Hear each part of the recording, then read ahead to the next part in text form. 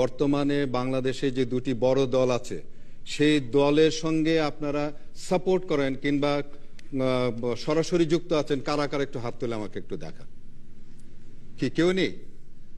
কারা কারা রাজনীতির সঙ্গে যুক্ত আছেন কিংবা সাপোর্ট করেন এই বড় দুটি দলের সঙ্গে? তাহলে আমি এটা দেখলে পর আমি বলতে পারবো যে খুবই কম। আপনি দেখতে পাচ্ছেন 5% এর মতো হবে এখানে যারা সরাসরি যুক্ত আছে। সাপোর্ট করেন কতজন? সাপোর্ট করেন, সরাসরি করেন, সাপোর্ট তো করেন, সেটাও দেখছি সেটাও কম আছে। যদি এই পার্সেন্টেজ হয়ে থাকে তাহলে আমি মনে করি যে আমি এখানে আসার আগে আমি আশাহত ছিলাম, আমি এখন আশার মুখ দেখতে পাচ্ছি। আপনারা যারা এই রাজনীতির সঙ্গে যারা সম্পৃক্ত নয়, কারণ সত্যিকার অর্থে আমিও কিন্তু এই বর্তমানে বাংলাদেশের যে রাজনীতি এবং রাজনীতির নেতাদের কাছ থেকে আমরা কোনো কিছুই শিখতে পাচ্ছি না, আমরা নেগেটিভ জিনিসগুলো শিখতে পাচ্ছি।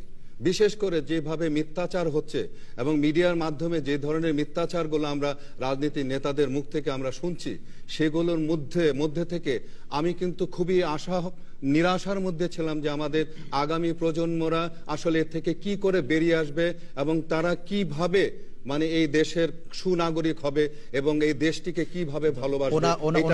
ওনার প্রশ্ন হচ্ছে, আপনি তো সার্বিক রাজনৈতিক পরিস্থিতি নিয়ে কথা বলেন, এটা আপনার মত, আপনি হয়তো মনে করতে পারেন, কিন্তু ওনার যে বেসিক প্রশ্ন, বাংলাদেশে এখন যে অবস্থা, এটা কি গণতান্ত্রিক দেশে বাংলাদেশ আমরা বাস করছি? সেটাই ওনার প্রশ্ন ছিল। আপনার কি মনে হয়?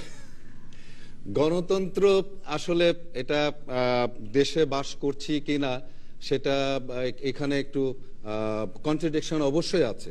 কারণ হলো যে যারা এই গণতন্ত্রকে উপলক্ষ করে আজকে বর্তমানে যারা নেতা হয়েছেন কিংবা মন্ত্রী হয়েছেন, তারা নিজেদের ভোটটাও কিন্তু তারা নিজেরা কিন্তু অনেক জায়গায় দিতে পারেন নাই। কিন্তু আমাদের ভোটের তো পরের কথা, আমরা তো দিতে পারিই নাই।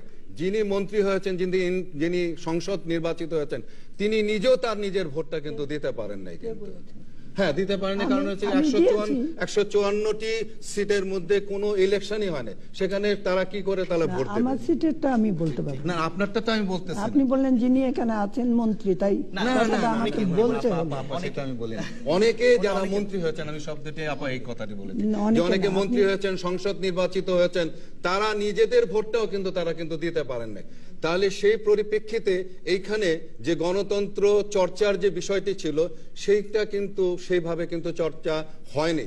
আরেকটি জিনিস যেটি আমি বলবো, যে এই চর্চাটা শুধু যে বর্তমান যে সরকার আছেন তাদেরই কিন্তু দায়িত্ব না, এটা বিরোধী দলেরও কিন্তু দায়িত্ব ছিল।